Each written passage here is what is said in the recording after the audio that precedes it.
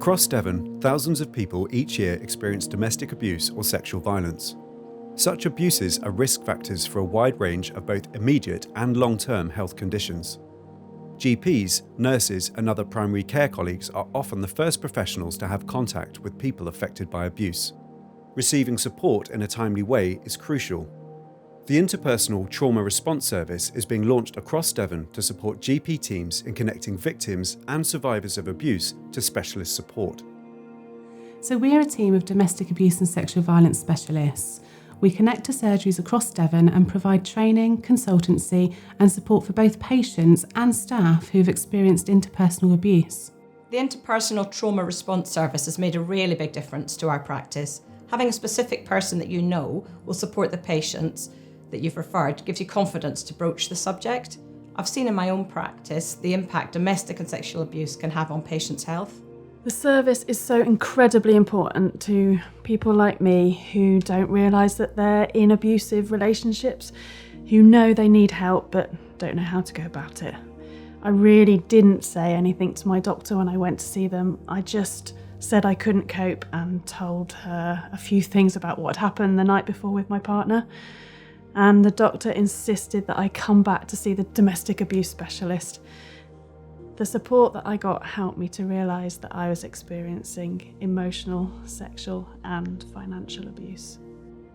We work with a whole range of people. Some are in abusive relationships and for others the abuse has happened some time ago, but the trauma that's left continues to impact upon their health. We work with people on increasing safety for them and their families, on reducing their trauma symptoms and helping people move forward with improved health. I thought childhood sexual abuse was something rare. I had no idea it was 1 in 6 boys. I just felt very ashamed about it. And to be honest, I came to think that I was bad. I found ways to get by until I didn't. I would sit in the waiting room thinking, if I tell my GP, would they understand? Would they be shocked? And from time to time I did try. One time I tried to hint, but they just changed the subject. I really needed permission to say, to know it's okay, and for someone to ask. It's crucial that as a clinician you know the indicators of abuse and trauma and that you feel confident opening up the conversations with your patients.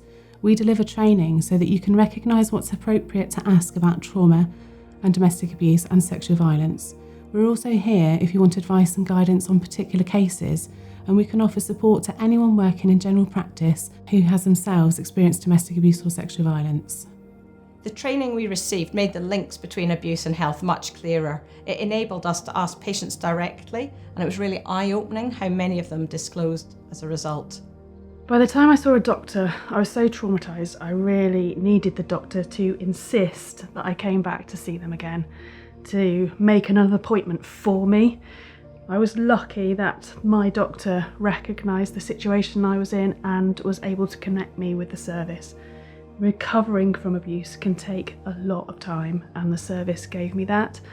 They gave me time and space to come to terms with what had happened. Without the support I received, I really don't think I'd be alive today.